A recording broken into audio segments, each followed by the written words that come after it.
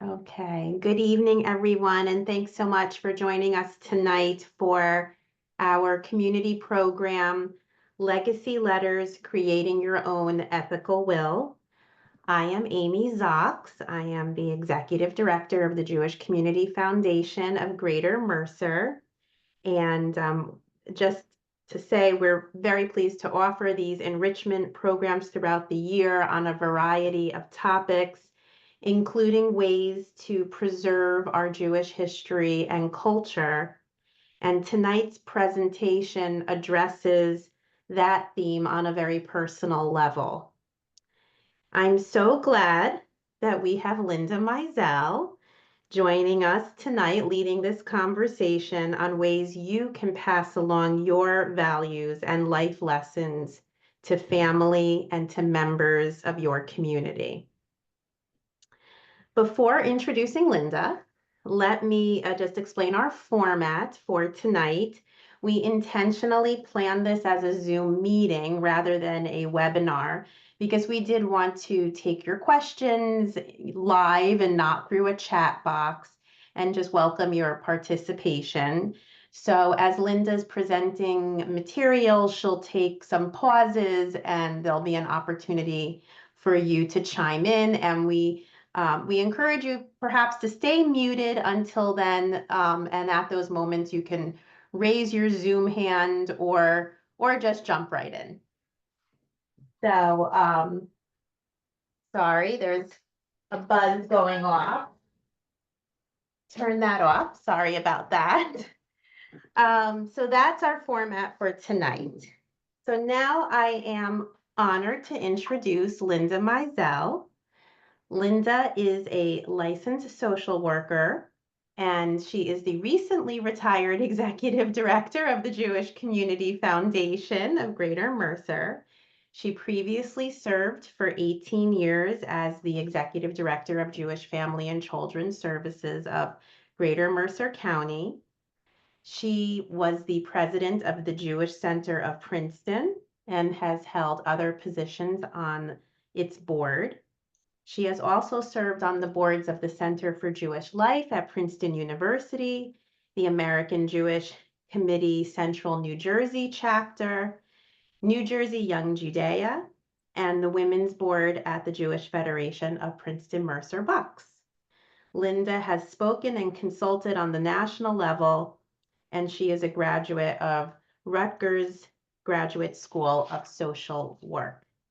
We're so grateful to Linda for joining us and sharing her time and expertise. It's a parting gift to our foundation and our Jewish community. So thank you, Linda. Thank you, Amy. Thank you for those lovely words. So the first thing I want to say is you don't need to take notes. I will be sending out the documents that I'm using to speak from. We'll be sending them tomorrow morning. So you will have an opportunity to see them. So you don't need to write furious notes. You'll be able to look at them.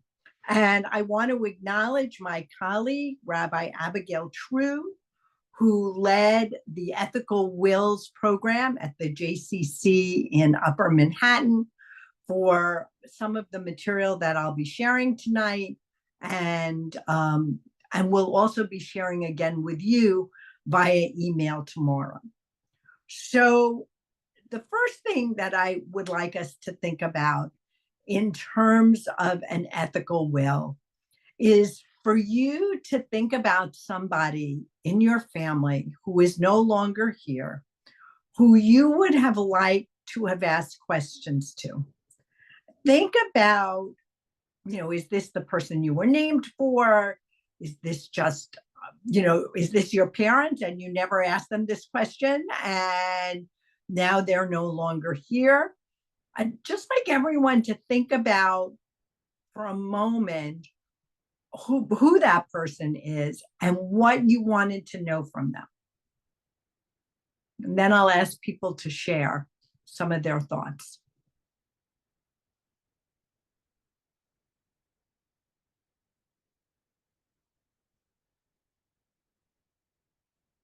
Okay, can someone do a raised hand or just unmute and tell us who that person is and what you wanted to know.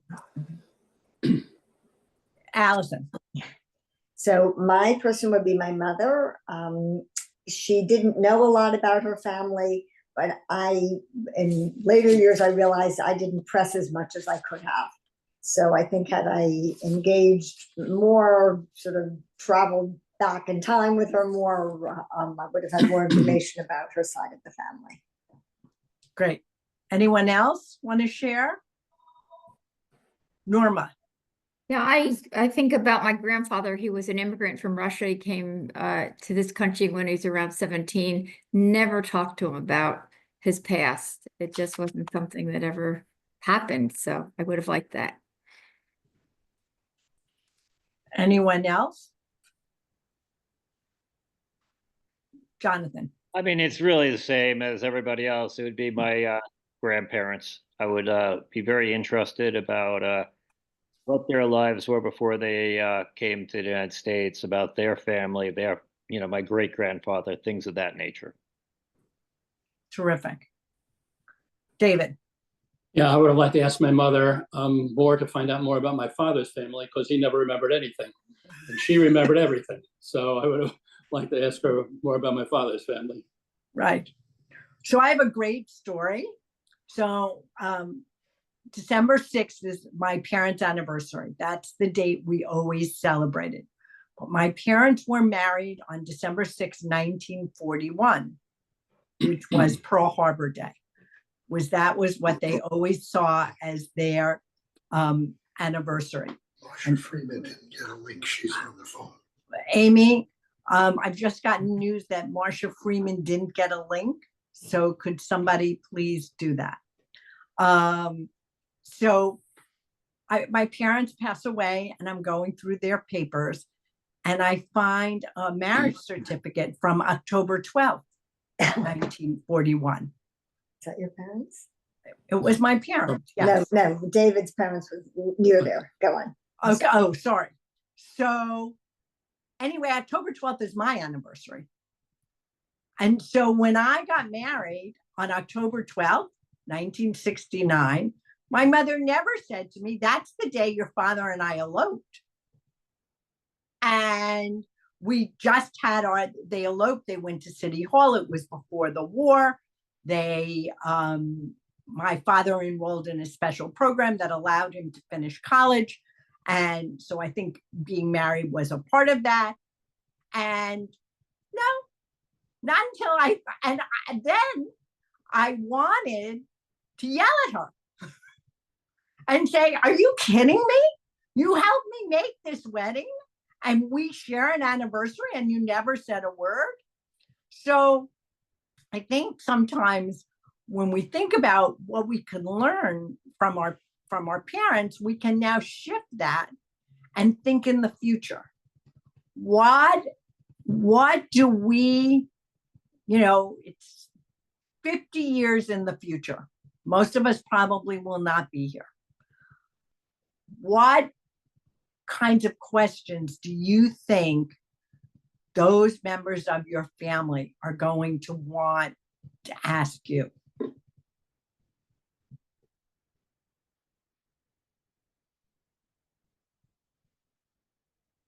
Because one of the things we need to think about when we write an ethical will is it can't be 200 pages. So what are the key things that people are going to want to know about the life we lived? Can someone share what they think their family members might want to know?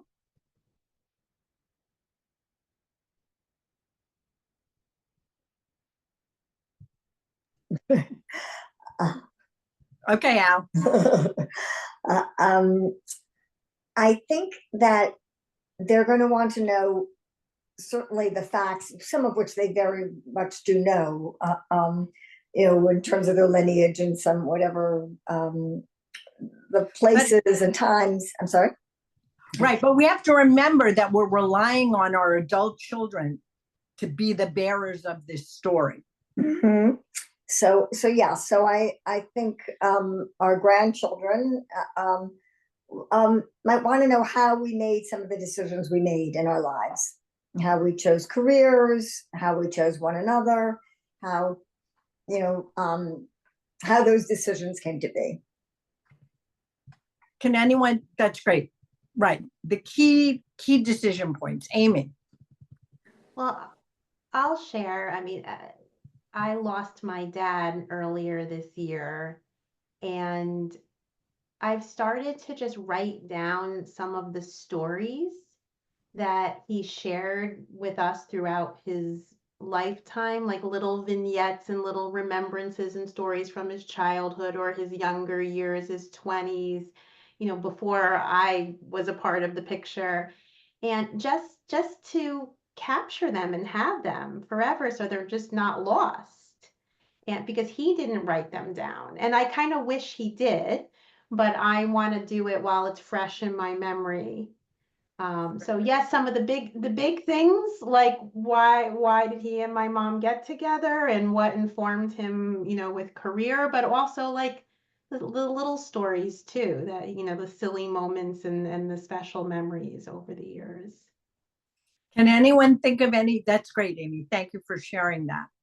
And it's really great to have you here because you represent the generation of people who will be telling some of those stories. Can anyone think of, you know, a question that someone in the future might ask of you?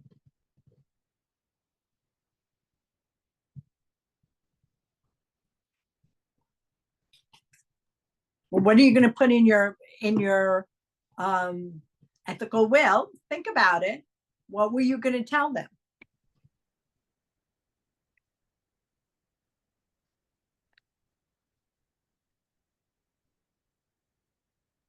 Linda, would you remind us what your concept of the ethical will is, please?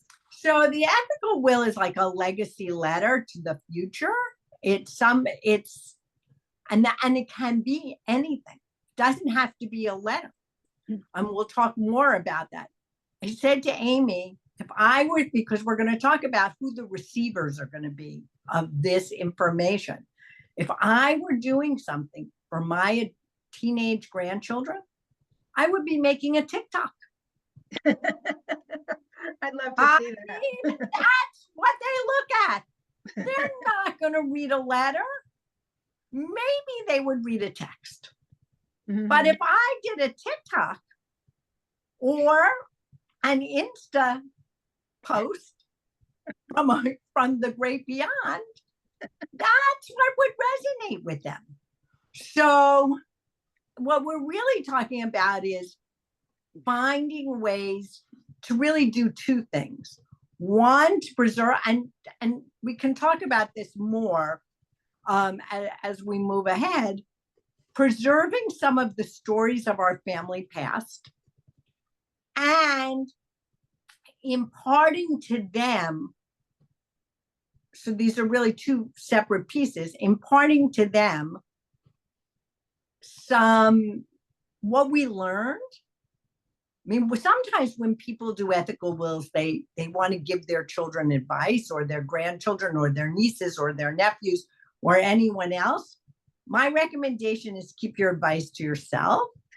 And instead, think about it as a way to say, one of the things will be, one of the pieces of information I'm going to be sending to you is a whole list of Jewish values. So if Jewish values, if your Jewish values have been critical to you and you feel they've informed your life, to be able to say that these particular Jewish values, whether it's tikkun olam, whether it's, I worked with refugees and welcoming the stranger was a Jewish value that was really important to me. It's when you phrase it as something that is important to you, but don't necessarily say, and I recommend you do the same, that is, I think, a different message. I think in the history, ethical wills have been going on for a long time. Maimonides had an ethical will. Some very famous Jewish, rabbis had ethical wills, and they did give advice. They did give advice, but I think in today's world, you can't sort of parent from or be an aunt or be a grandmother from, when you're not present. So what you need to do is inform them about what was meaningful for you as a way and asking them to reflect on that. That for me, for example, I have loved being a social worker. It's a career I really, really loved for lots of different reasons. For the fact that you, as a social worker, you're a change agent and you help people and alter their lives, and you can do many different, it's a career that offers many different opportunities. You don't only have to stick with one thing throughout your career. And so you want to be able to say, that worked for me, and I hope that you find a career that's equally as satisfying.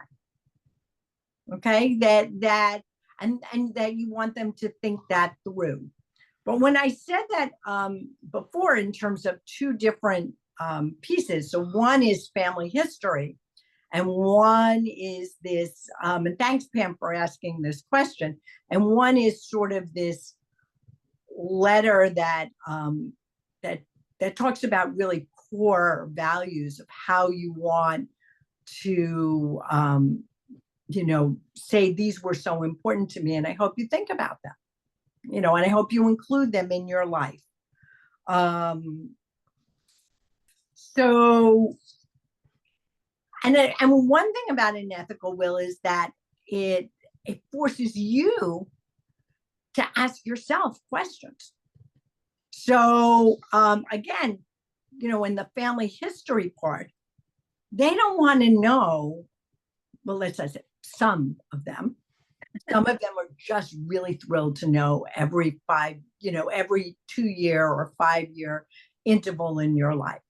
But mostly they want the overall essence of the history and of the family history, whatever you can provide. And I think everyone here said, there are pieces of our family history that we don't have, that would have been nice to have. So when you think about those gaps and you create a family history, you want to make sure that the kinds of gaps that you feel you are missing are included. Whatever they may be, why you made certain decisions, just like Amy said, the major decisions about why you chose your spouse and where you chose to live, and those kinds of things, as well as what it was to have a life where there was so, compared to their lives, so little technology. What was that like? And how was that different? And sometimes, again, there's a lot of studies now about how people don't read more than a paragraph, because especially younger people. So one of the creative things about an ethical will is you can do many different things. People write poetry. People, who've all their lives written songs, write a song. People make videos. And you have to decide. I've been wrestling with this myself. I'm not sure I want to give my message of the future, my values and what was important to me in a video, because it feels a little, oh, well, we'll plug her in and we'll watch her. But on the other hand, I'm feeling that that's a great way to tell your family history.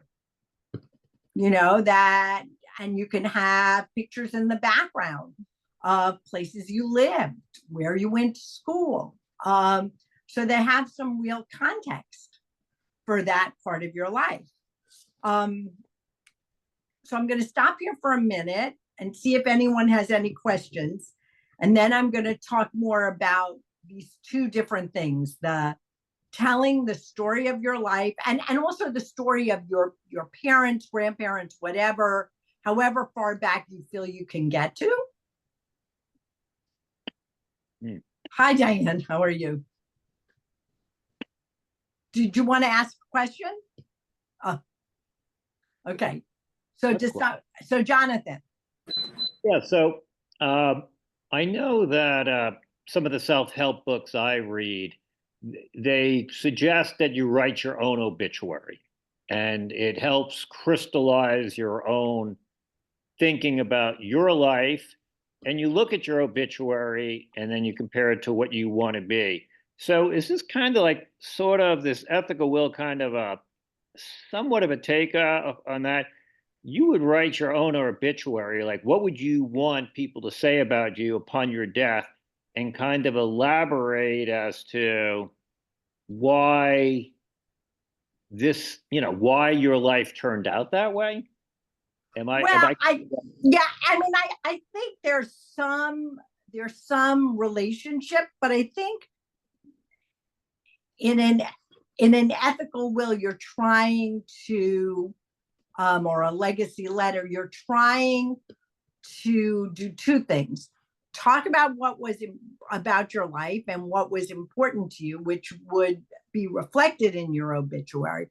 But the second piece is conveying that message in a way that it isn't just a fact, it happened, which is sort of what an obituary is. So in an obituary might say, Linda Meisel was a social worker, okay? But in my legacy letter, I want to say, that I loved my work, and that finding work that you love is very meaningful, or I found very meaningful.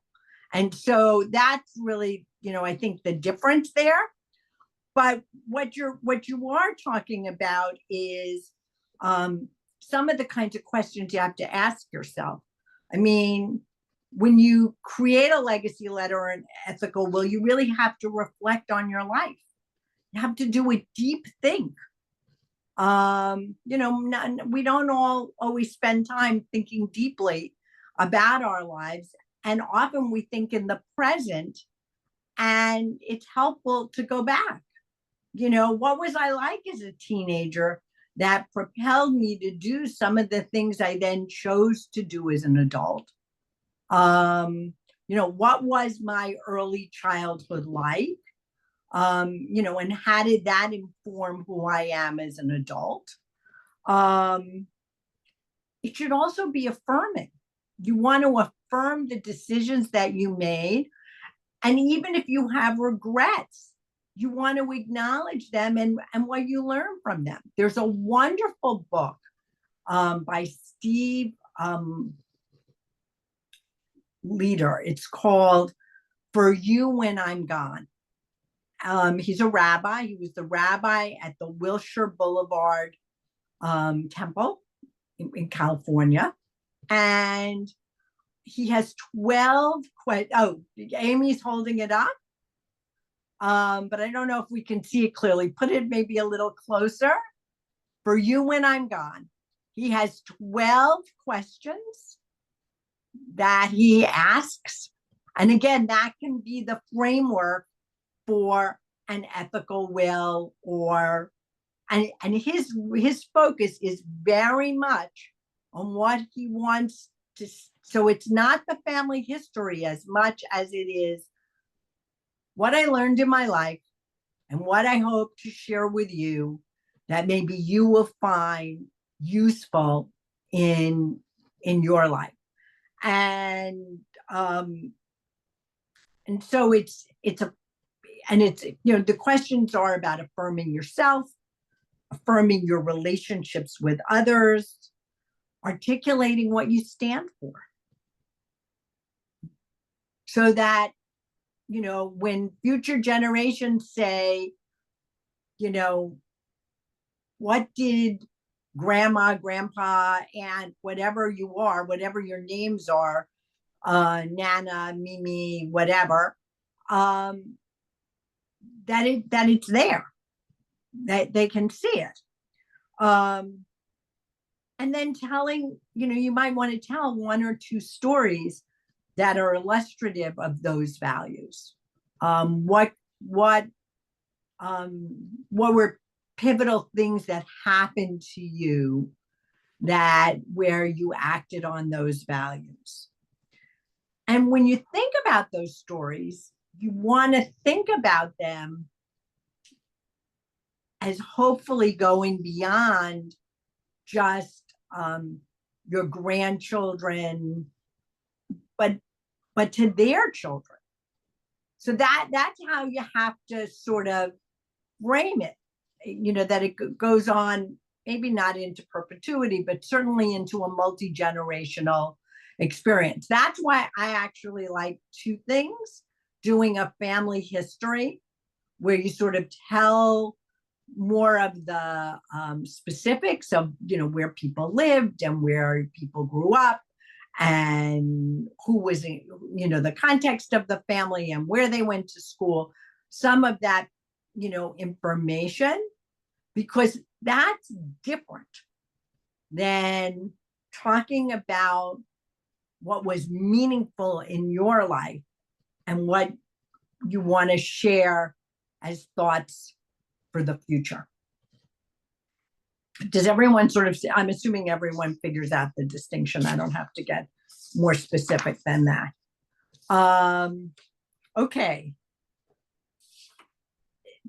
The ethical will is, and the history are tied together, though, because the history fills in gaps that links people to their culture and their heritage. And those gaps in recent times, there are people who are on Ancestry and other other sites that provide some basic information. But it seems that the initial immigrant generations, were very reluctant to talk about some of their past experiences. And, there's lots of research going on about why that was so. But mostly it was about, they were always looking forward, because what they came from was not so great. So they wanted to concentrate on the present and the future, which seemed to make sense. But at the same time, I think it's helpful for individuals to see themselves with those links. And so the more you can help, build a bigger, broader, more rich picture of that, really works. Whereas an ethical, whereas the legacy letter going forward, it conveys your feelings, thoughts, and truths from your life, and how they informed who you are and what you hope future generations will take from that. I'm going to stop now and see if there are any questions.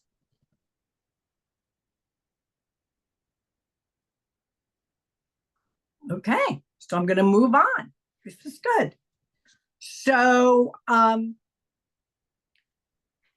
you're thinking about the past, you want to look for meaningful personal and family stories. Again, it's nice to know that somebody was born on such a date.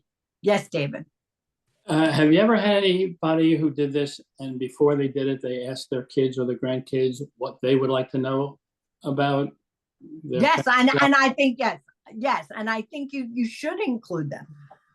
Some of them would be interesting. Yes, absolutely. The more you can include them, the better.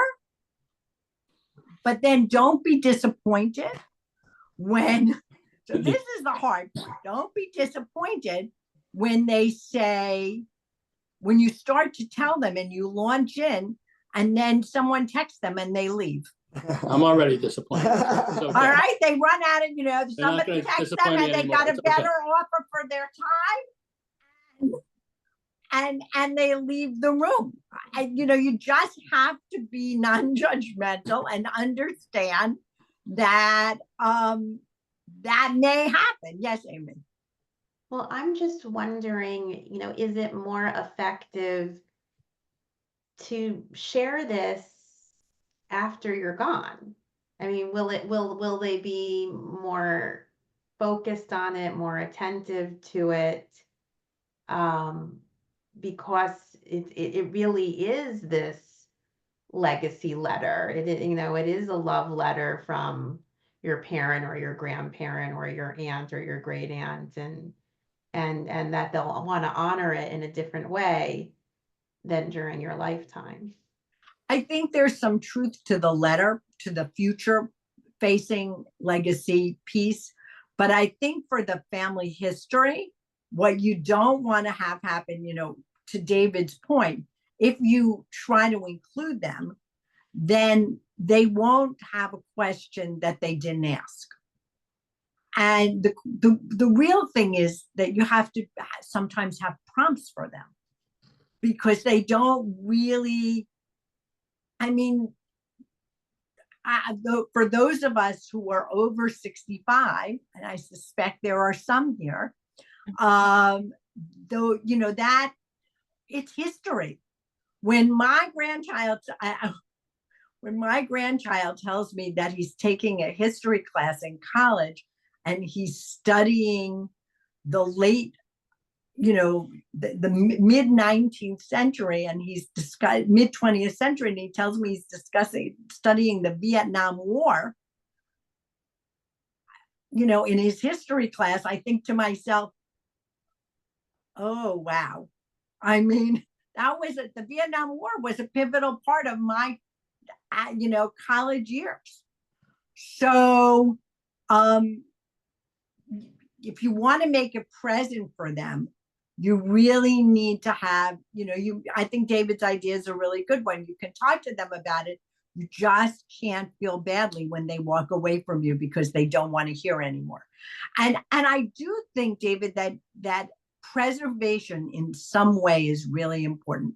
Whether you keep a video or you make a Shutterfly book or some other, you write some sort of family historical timeline, you create a personal narrative for yourself, and maybe a family photo album using old pictures, because they'll only hear so much now. And then, to Amy's point, at the moment in which you're no longer here to tell those stories, they still can reference that video, that Shutterfly book, that scrapbook, that whatever it is, and look through it, because that will give them some context. Are there any, so the other thing is that just want to wrap up sort of the family historical piece. You could also talk there about your life in the context of the larger world. What was it like? For some people may have grown up in a small town, or I know that on the Zoom, there are people who are children of survivors. You may want to include some of that, some of that historical context that's beyond just your family, but also, was taking place in the world at large. And then when you're writing your, kind of truths for the future, you want to think about, obviously, your personal values and beliefs. If Jewish values are strong for you, what values were they? And you want to talk about love and gratitude. You know, the fact that you know, these people who you're now writing this letter to were in your life was really important. And you want to express that love and gratitude. And we all know that when, you know, oftentimes people at the end of their life, they might want to express love and gratitude, but they're either too sick or they no longer have the cognitive capacity to do that. I mean, I'm not pressing the button that we should do this immediately, but we should do this soon before, while we still have, you know, the capacity to be able to do it. And if you feel it's necessary, some apologies, you know, for those of you, for people who have regrets or, you know, difficulties to feel that you're able to say that. And when you think about the future, I like to think of it in terms of, you know, blessings, hopes for their future. Again, being very careful not to tell them what you think they should do. You know, I have a hope for your future, but that hope for your future doesn't include, you know, what you do for a living or who you marry or all of those things. Only that, you know, if you have had a relationship that was really positive in your life, that you are able to find someone you care for in the way that, you know, I cared for your grandfather or your father or whatever. And again, and you'll see in the material from Rabbi True, she talks about advice and guidance. I think advice and guidance should be taken with caution. Only because I feel like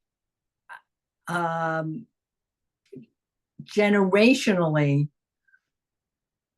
it's we don't know what the world will be that they will live in.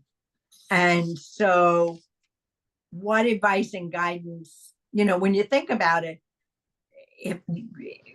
could your grandparent have imagined this world that we live in now?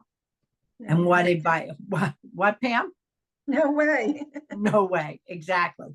So the advice and guidance, you know, but there's advice like listen to your heart, think things through, you know, that is, you know, possible. But I think we, you know, again, I'm very cautionary on advice and guidance. But I am positive about, and the other thing that some people have done in their ethical wills is make requests of people for the future. Again, you know, only make a request you think can be fulfilled, because what you never want to have happen is that you make a request in the future for your child and they don't fulfill it, and then they feel guilty that they didn't.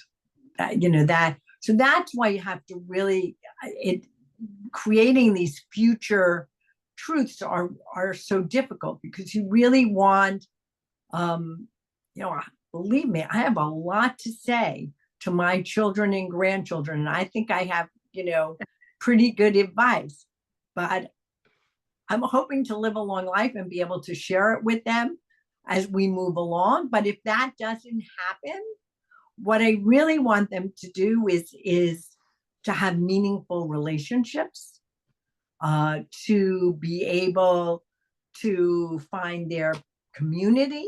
And those are the things that were important for me, and I can share and hope that are important for them. I have a question. Yes, Pam. So I'm wondering if this is too prescriptive in the spirit of what you've just been discussing. So I don't have my own children, but my two nieces and two nephews are like very near and dear. And I've been trying to think about something that would unify them around my memory and my the values that I would love for them to perpetuate.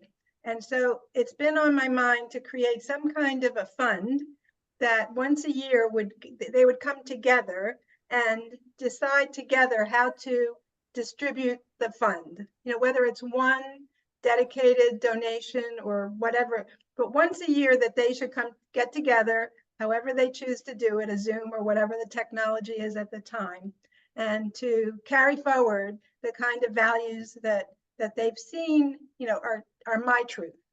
Is that too prescriptive, Linda? No, I love it. And actually, I feel like you're a plant. You know, because No. we are the Jewish Community Foundation. No. So we have the Meisel, you know, Family Tzedakah Fund. And I'm planning to skip my own children because, you know, guess what? They're getting older and older and they make their own donations.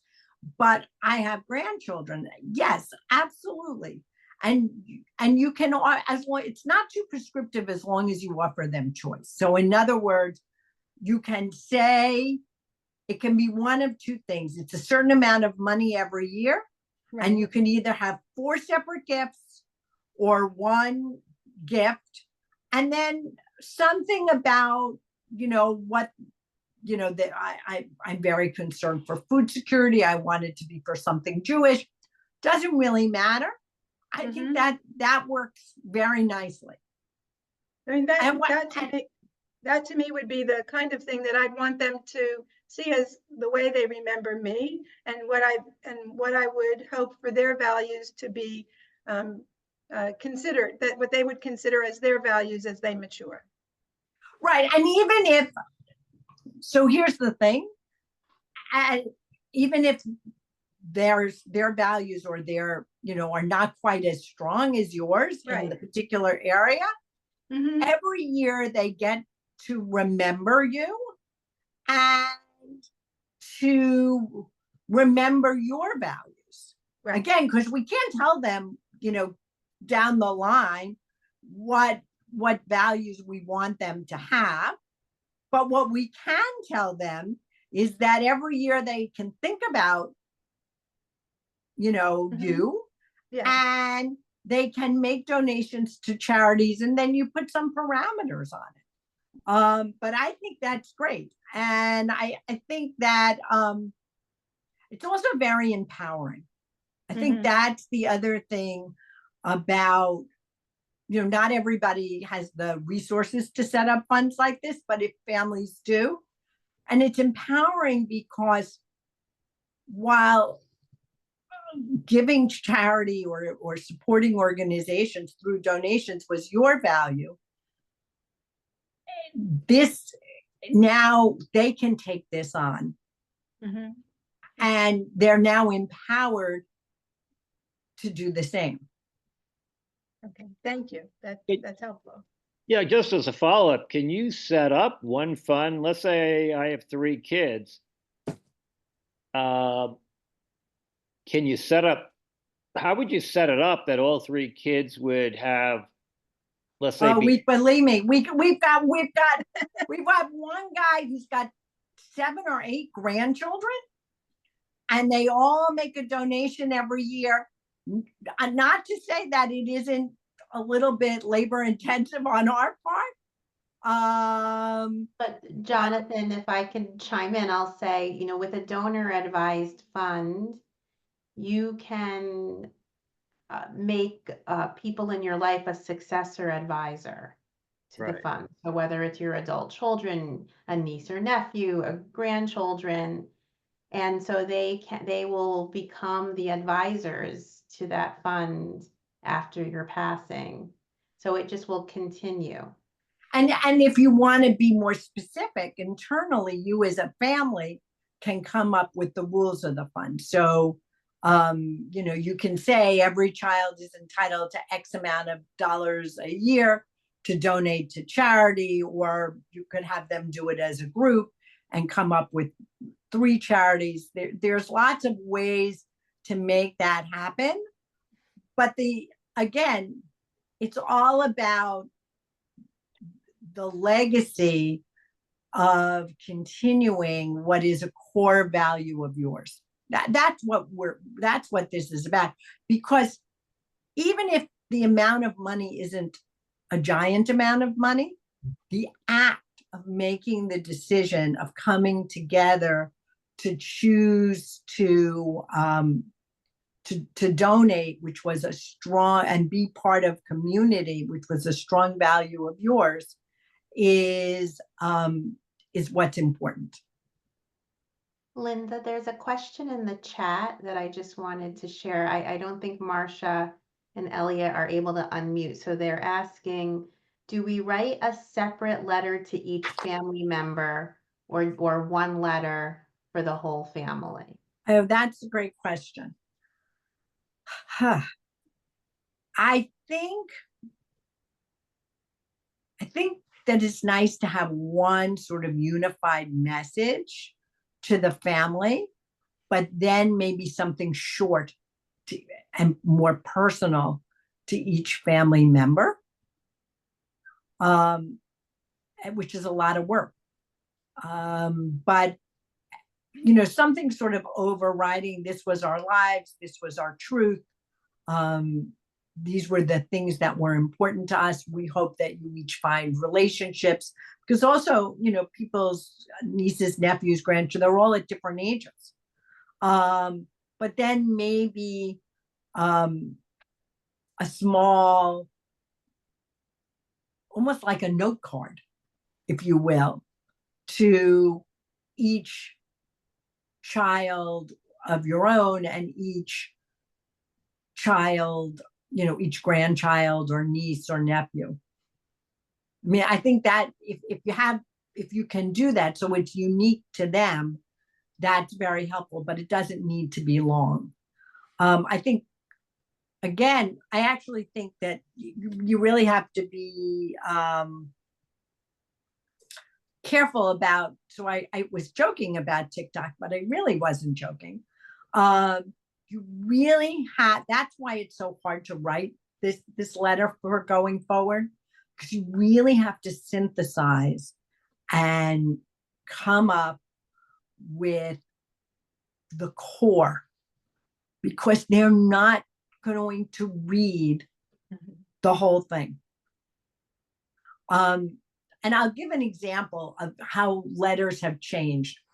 So for many years, my own adult children went to camp, and I wrote them these long letters at camp, and they wrote me back fairly long letters from camp.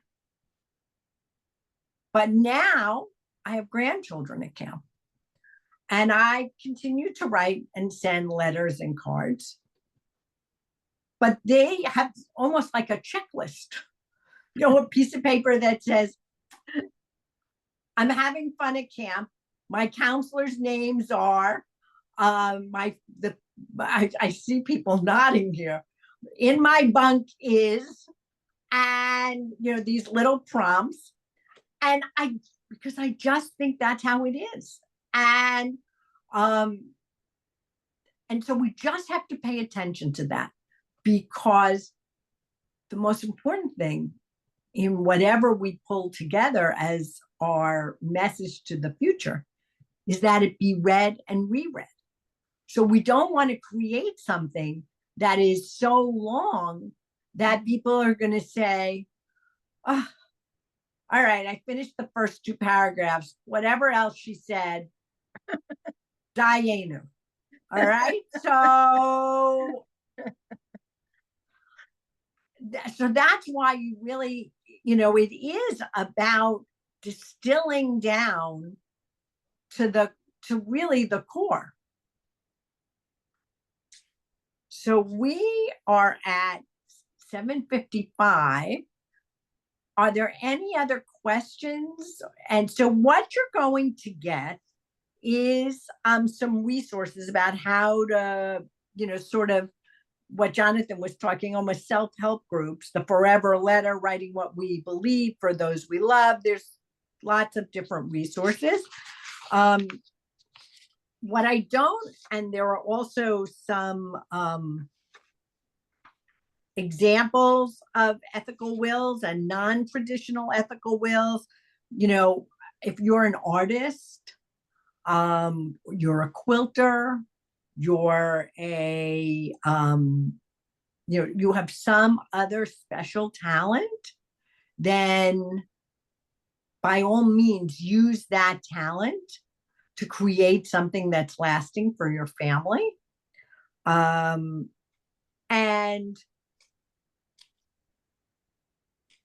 so actually someone created my deathbed playlist. You know, basically they're, you know, for someone who's very into music, you know, play these songs and this is what you remember me by, because this was my essence. And so there's, you know, there's lots of this, there are 3 pages of that. And then there's also a list of Jewish values that was put together by the women's division of the Baltimore Jewish Federation. It's sort of like every Jewish value you would think of. It's, again, another 3 pages, just to see what resonates for you. And then the last thing is the foundation put together a legacy document a number of years ago, has some prompts that could also help in creating your legacy story. So thank you all for being here. And, you know, feel free to call us. The other thing is I actually now know a videographer who is interested in doing sort of people's family history, and, you know, you supplying them with the pictures of the house you grew up in and other things like that. If anybody wants the name, just, you know, send the foundation an email and we'll be happy to share